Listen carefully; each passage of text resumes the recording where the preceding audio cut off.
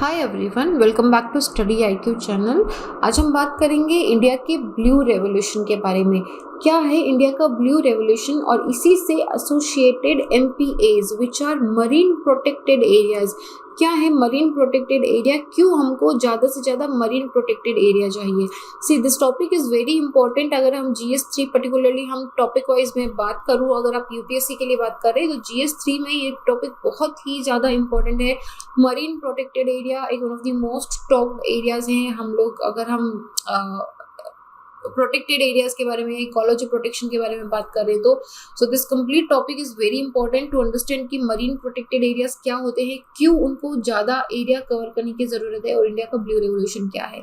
सो इस पूरे बारे में आज हम बात करेंगे। मेरा नाम संतोष है। अगर आप मुझसे जुड़ना चाहते हैं तो इंस्टाग्राम या टेलीग्राम पे little_simple_बुद्धा पे सर्च करके आप मुझसे जुड़ सकते हैं। इस वीडियो का PDF आप टेलीग्राम से डाउनलोड कर सकते हैं, यहाँ पे अपलोड कर दिया जाएगा। सो ब्लू रेवोल्यूशन है क्या? नाम अगर हम इसको ब्रेक करें, ब्लू रेवोल्यूशन, ब्लू क्या चीज होती है? अर्थ को हम क्या बोलते हैं? ब्लू प्लेनेट भी बोलते हैं। Why? Because it has maximum areas का वाटर में है। So this water is known as the blue also, मतलब वाटर का सिनोनिम अगर हम ब्रॉडर पर्सपेक्ट में देखें तो this is blue also. So blue revolution is very much related to the sea, to the ocean, to the water. Water का revolution करने का मतलब क्या है? हम वाटर में क्या करेंगे? हम जैसे ग्रीन रेवोल्यूशन हुआ था, ग्रीन रेवोल्यूशन में एग्रीकल्चर रेवोल्यूशन था, एग्रीकल्चर प्रोडक्टिविटी, एग्रीकल्चर यील्ड को बढ़ाया गया था। सो ब्लू रेवोल्यूशन की अगर हम बात करें तो ब्लू रेवोल्यूशन वुड बी कि फिशरीज, ब्लू ओशन में क्या होगा? सी में हमारे काम का क्या होगा? ब्रॉडर सबसे पहले जो चीज आती है that is seafood, that is fishes. तो फिशेस के प्रोडक्शन को, फिशरी में फिशेस के प्रोडक्शन को, उनकी यील्ड को बढ़ाया जाएगा। उनको किस तरीके से डेवलप करना है, मैनेज करना है, इन सारे एरियाज पे ध्यान दिया जाएगा। तो दिसंबर 2014 में गवर्नमेंट ऑफ इंडिया ने ब्लू रेवोल्यूशन मिशन को लॉन्च करा था। 3,000 करोड़ रुपए के साथ में ब्लू रेवोल्यूशन मिशन को लॉन्च करा था। एम क्या था मिशन को लॉन्च करने का? कि एक ऐसी इंटीग्रेटेड अप्रोच लाई जाएगी डेवलपमेंट और मैनेजमेंट के लिए, फिशरीज के डेवलपमेंट एंड मैनेजमेंट के लिए एक ऐसी इंटीग्रेटेड अप्रोच लाई जाएगी जिसमें मरीन एंड इंडलैंड फिशरीज दोनों को कवर करा जाएगा। और ये जो फिशरी वाला हमारा सेक्टर है, इसको 6 to 8% तक की इसमें प्रोडक्शन को इंक्रीज करा जाएगा। एनुअल ग्रोथ रेट होगी फिशरी प्रोडक्शन की 6 से 8 तक की हम इसको इंक्रीज करेंगे। और मरीन और इनलैंड दोनों जगह पे फिशेस के प्रोडक्शन को इंक्रीज करा जाएगा। सिंपल सा था, ठीक है। ब्लू रेवोल्यूशन की बात करें, जैसे हम एग्रीकल्चर में बात कर रहे थे ग्रीन की, हम प्रोडक्टिविटी बढ़ा रहे थे, इधर भी हम क्या कर रहे हैं कि इसके प्रोडक्शन को बढ़ा रहे हैं। तो इसके साथ ही इसका एम ये भी था कि जो फिशिंग के रिसोर्सेज हैं उसको हम बहुत ही जुडिशियसली यूज करेंगे, बहुत ही रेशनली यूज करेंगे। फिशेस का प्रोडक्शन तो इंक्रीज करेंगे ही, प्रोडक्टिविटी भी इंक्रीज करेंगे, लेकिन फिशेस रिसोर्सेज को, फिशरी रिसोर्सेज को, मतलब जो ओशन, जो सी का एरिया है जहाँ पे फिशिंग करते हैं, इसको बहुत ही रेशनली सोच समझ के इसको यूज करा जाएगा। और इसके साथ ही ये किसानों के, फार्मर्स जो हैं, उनकी इनकम को डबल करने में हेल्प करेगा। तो fishery, I think you must know this, कि जो फिशरी है वो एग्रीकल्चर का ही एक पार्ट आता है। फिशरीज, लाइव स्टॉक हो गया, फिशिंग हो गया, ये सब एग्रीकल्चर का एक पार्ट है। तो ये किसानों की जो इनकम है उसको डबल करने में भी हमको हेल्प करेगा। ये स्कीम जो है अडॉप्ट करी गई थी विद द स्ट्रैटेजी कि हम प्राइवेट सेक्टर को, एंटरप्रेन्योरशिप को एंड बेटर जो इंस्टीट्यूशनल फाइनेंसेस है, इन सब को हम एक साथ लेके आएंगे, एक प्लेटफॉर्म पे लेके आएंगे और एक बहुत ही बढ़िया सी स्ट्रैटेजी बनाएंगे फिशिंग प्रोडक्शन को इंक्रीज करने के लिए। तो इन सब के लिए हमको क्या जरूरत होगी कि हम सबसे पहले स्किल डेवलपमेंट करें। We need to do the skill development. जो फिशिंग करते हैं, जो उसको कोल्ड स्टोरेज में रखते हैं, ट्रांसपोर्टेशन करते हैं, मार्केटिंग करते हैं, उन सब के लिए skill development. We need to build capacity also, capacity building करी जाएगी फिशरी और उसके अलाइन एक्टिविटीज में। साथ ही में हम post harvest creation and cold chain infrastructure facility को प्रोवाइड करेंगे। देखो, कोस्टल एरियाज के आसपास में जब फिशिंग करी जाती है तो ऐसा तो नहीं है ना कि सारा मार्केट यहीं पे अवेलेबल हो। इसको हम एक्सपोर्ट भी कर सकते हैं, इसको हम हिंटरलैंड एरिया में भी भेज सकते हैं।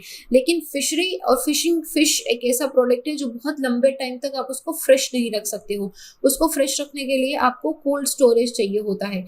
इस कोल्ड स्टोरेज की फैसिलिटी बहुत इंपॉर्टेंट है if you talk about marketing of the fishing, की उसकी मार्केटिंग हम दूर दूर के एरिया में करें। तो इसीलिए कोल्ड स्टोरेज फैसिलिटी को प्रोवाइड करा जाएगा एक पोस्ट हार्वेस्ट किस तरीके से हम उसको प्रोटेक्ट कर सकते हैं, उसकी जो शेल्फ लाइफ है उसको इंक्रीज कर सकते हैं, ज़्यादा से ज़्यादा हम मार्केट में उसकी डिलीवरी कर सकते हैं, इन सारे टारगेट्स को अचीव करा जाएगा। फिर क्वेश्चन आता है ब्लू रेवोल्यूशन का क्या ज़रूरत है? ग्रीन रेवोल्यूशन कर तो दिया, बिल्कुल ज़रूरत है। जितना ग्रीन रेवोल्यूशन का ज़रूरत है उतना ही ब्लू का ज़रूरत है। इंपॉर्टेंस ऑफ फिशरी सेक्टर इसी चीज़ से देखी जा सकती है कि फिश या जो सी फूड है ये पूरे वर्ल्ड में one of the most traded food commodity है। सबसे ज़्यादा इसका इम्पोर्टेंट एक्सपोर्ट होता है। Over 53% of the trade originates in the, और उसमें से 53% तक का जो ट्रेड है वो डेवलपिंग कंट्रीज में से आता है। यहाँ से सीधा एक्सपोर्ट होता है और वो जाता है डेवलप्ड कंट्रीज के अंदर। इंडियन फिशिंग सेक्टर जो है ये सिर्फ 60,000 टन फिशेस प्रोड्यूस करता था 50 साल पहले, अभी 4.7 टन हो गया है, including 1.6 million ton from the fresh aquaculture. तो पहले 60,000 टन था, उससे बढ़ के आज 4.7 हो गया। 4.7 में से 1.6 मिलियन फ्रेश वाटर से आ रही है। इंडिया में एनुअल जो ग्रोथ है फिशिंग एंड फिश प्रोडक्ट के प्रोडक्शन की वो लगभग 14.8 या 15% बोल सकते हो, इतनी है, जो compare to the global average 7.5% से थोड़ी हमारी अच्छी ग्रोथ रेट है इसकी। India one of the single largest agriculture export है जिसकी 6 to 10% ग्रोथ रेट है हमारी in the last 5 years। Comparison करें हम तो the comparison in the growth rate in the farm sector is around 2.5%, whereas fishing की ग्रोथ रेट कितनी है 6 to 10% और फार्मिंग की कितनी है 2.5%। So it is a very increasing area, और ये मतलब आपकी फूड सिक्योरिटी को भी इंश्योर करता है, लाइवलीहुड को भी इंश्योर करता है।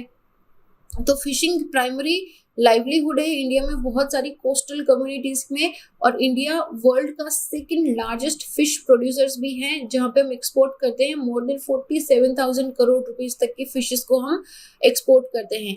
और ये इंडिया की जीडीपी में 1% तक का कंट्रीब्यूशन और टोटल एग्रीकल्चर जीडीपी में अराउंड 5% तक का कंट्रीब्यूशन रखता है।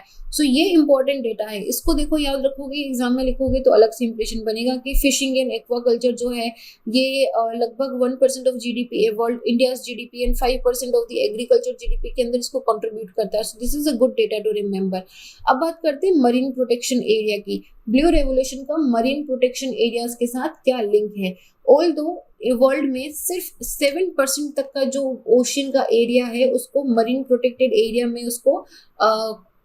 उसको बताया गया है कि 7% हमारा मरीन प्रोटेक्टेड एरिया है, लेकिन एक्चुअल में अगर हम देखें एक्चुअली जो एरिया फुल प्रोटेक्शन एंजॉय करता है वो सिर्फ 2.7% है। It is not even completely 7%। India में 7,515 किलोमीटर की लंबी कोस्ट लाइन है और बहुत बड़ी अपॉर्चुनिटी प्रोवाइड करता है हमारे पास। मतलब आप देखो कि पूरा southern part of the India उसका कोस्ट लाइन है, तो ये हमको एक बहुत अच्छी अपॉर्चुनिटी देता है कि हम अपने मरीन प्रोटेक्टेड एरियाज को एक्सपेंड कर सकें हमारे एक्सक्लूसिव इकोनॉमिक जोन के साथ में। एक्सक्लूसिव इकोनॉमिक जोन कहाँ तक है हमारा? 200 नॉटिकल माइल्स तक। तो वहां तक हम अपने मरीन प्रोटेक्टेड एरियाज को एक्सटेंड कर सकते हैं, हम हमारे फिशिंग के प्रोडक्शन को इंक्रीज कर सकते हैं। और ये साथ ही में ये तो करेगा ही, फिशिंग प्रोडक्शन हो रहा है, ब्लू रेवोल्यूशन का एम सक्सेसफुल हो रहा है, इसके साथ में ये ओशन की कार्बन सिक्वेस्ट्रेशन या कार्बन कैप्चर की जो कैपेसिटी है और इसकी जो बायोडाइवर्सिटी है इसको भी बूस्ट करेगा। तो ये हमारी विन विन सिचुएशन है। तो दोनों सिचुएशन है। इंडिया में अभी सिर्फ 0.2% ऑफ हमारा एक्सक्लूसिव इकोनॉमिक जोन है उसी को प्रोटेक्ट करा गया है, जबकि अगर यही फिगर अगर हम यूएसए में देखें तो वो 22%, चिली में अराउंड 28% और ऑस्ट्रेलिया में अराउंड 9% है। Great Britain, Japan, China and Germany के अंदर बहुत 0% के आसपास है। लेकिन इंडिया में कितना है हमारा? 2.2%, 2 भी नहीं है, 0.2%, 0.5% भी नहीं है। और अगर हम रिपोर्ट्स की बात करें, अगर रिपोर्ट्स की सुने तो दे अज्यूम कि जो 15th conference of the parties of the UN convention on biological diversity CBD का जो 15th ऑफ कॉन्फ्रेंस हुआ था इन द कुनमिंग चाइना में लास्ट ईयर में, तो उसमें उन्होंने एक 30/30 टारगेट कंसीडर करा था।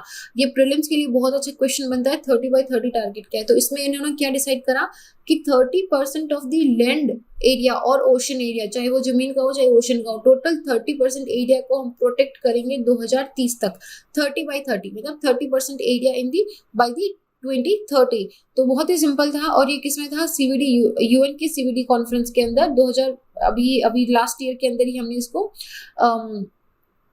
कंसिडर करा था। तो 90% तक का जो पोटेंशियल बायोडाइवर्सिटी बेनिफिट है ये रियलाइज करे जा सकते हैं, इनको अचीव करा जा सकता है अगर हम वर्ल्ड ओशन में सिर्फ 21% तक का प्रोटेक्शन लेके आए। EEZ जो हमारे एक्सक्लूसिव इकोनॉमिक 43% तक की एक्सक्लूसिव इकोनॉमिक जोन को प्रोटेक्ट करें या फिर 6% ऑफ द हाई सी को प्रोटेक्ट करें। सिर्फ इतने से एरिया को प्रोटेक्ट करने पर ही हमको ओशन के जो पोटेंशियल बायोडाइवर्सिटी बेनिफिट्स हैं 90% तक अचीव हो जाएगा। और एस्टिमेट ये भी लगाया गया है कि जो एक्सपेंशन ऑफ एरिया होगा जिसके अंदर हम बहुत तरह के एंडेंजर्ड या जो क्रिटिकल एंडेंजर्ड स्पीशीज हैं मरीन के, उनको भी प्रोटेक्ट करेंगे तो उनका जो रेंज है, उनके प्रोटेक्शन का रेंज भी इंक्रीज हो जाएगा। प्रोटेक्शन जो हम करेंगे मरीन प्रोटेक्टेड एरियाज का, ये हमको बहुत सारे बेनिफिट्स लेके आएगा in term of the carbon capture also.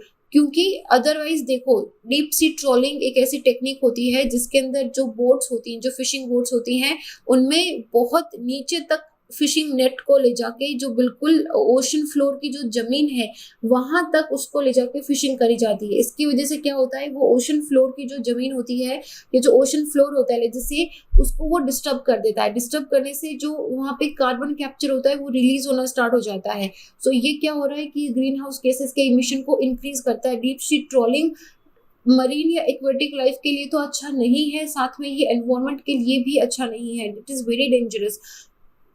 तो अगर हम उसको अगर हम उसको मरीन प्रोटेक्टेड एरिया के अंदर लेके आते हैं तो हम डीप सी ट्रॉलिंग को बैन करेंगे वहां पे। इसकी वजह से क्या होगा कि बिल्कुल आप ओशन फ्लोर के पास में से फिशिंग नेट लगा के फिशिंग नहीं करोगे। इसकी वजह से क्या होगा कि आपका कार्बन जो रिलीज है वो नहीं होगा एंड साथ ही में आपका फूड अवेलेबिलिटी भी इंक्रीज होगा। So there are win win situations. So one effect of the new marine protected area ये भी होगा कि जो पोटेंशियल स्पिल ओवर्स हैं, लार्वा या जो अडल्ट फिश के जो इस प्रोटेक्टेड एरिया में रहेंगी उनकी वो सही बायोलॉजिकल कंडीशन में रहेंगी। सही बायोलॉजिकल कंडीशन में रहेंगी का मतलब है कि फिश प्रोटेक्शन इवेंचुअली बूस्ट होगा। और ये जो ओवर फिशिंग का इशू है कि इस एरिया में, मतलब देखो ऐसे तो अगर फिशिंग करोगे तो फिर सारे फिशेस को ही आप एक साथ ही खा लो, बट एक लिमिट होती है कि जितना उनका हर साल में प्रोडक्शन रिप्रोड्यूस कर सकते हैं वो उतना अगर हम कंज्यूम करें तो वो क्या है कि सस्टेनेबल कंजप्शन या सस्टेनेबल फिशिंग रहता है। लेकिन वो इतना रिप्रोड्यूस नहीं कर पा रही हैं और उससे कई गुना ज़्यादा अगर हम फिशिंग कर रहे हैं तो क्या होगा कि धीरे धीरे फिशिंग का जो लेवल है वो डिप्लीट होता जाएगा। तो ऐसे में जो MPS होंगे मरीन प्रोटेक्टेड एरिया जिसमें बिना कोई एडिशनल एफर्ट लिए ही ये जो हम बात कर रहे थे ना कि लार्वाज इन जो अडल्ट फिशेज हैं इनको भी प्रोटेक्ट करा जाएगा। इसके साथ ही में एक लिमिट लगा दी जाएगी। There would be an estimate increase in the food stock also जो मार्जिनली 5 मिलियन टन से लगभग कम होगा। तो यहाँ पे ये ओवर फिशिंग के इशू को भी एड्रेस कर देगा। इंडिया में रिलेटिवली बेनिफिट काफ़ी होंगे ग्लोबल कंजर्वेशन एक्ट ऑब्जेक्टिव को रीच करने में भी। This is more of overall effects of the protection at the global scale also, जो ये प्रोटेक्शन टारगेट्स को अचीव करने के लिए पुश कर रही है। फिशिंग स्टॉक या फिर बायोडाइवर्सिटी अगर ओवरफिश्ड एरिया में अगर हम बात करें तो they are expected to positively respond to protection also. और लगभग 1.8% ऑफ द वर्ल्ड ओशन जो लगभग 4.9 मिलियन स्क्वायर किलोमीटर का है, इट इज डीप ट्रोल्ड। वो एकदम बिल्कुल ओशन फ्लोर पे जाके फिशिंग करते हैं हर साल। इसकी वजह से जो इंडस्ट्रियल ट्रोलर या जो डिग्रेडर्स हैं वो पूरे सेडिमेंट को, पूरे ओशन फ्लोर में सेडिमेंट को डिस्टेबलाइज कर रहे हैं। इसकी वजह से ऑर्गेनिक कार्बन डिस्टर्ब हो रहा है। इसकी वजह से जो सेडिमेंट के अंदर कार्बन कैप्चर्ड है, ये कार्बन कैप्चर्ड रिलीज हो रहा है और ये रिलीज कार्बन कैप्चर क्या होगा, ये ओशन में एब्जॉर्ब हो जाएगा, ओशन वाटर्स को एब्जॉर्ब कर लेगा।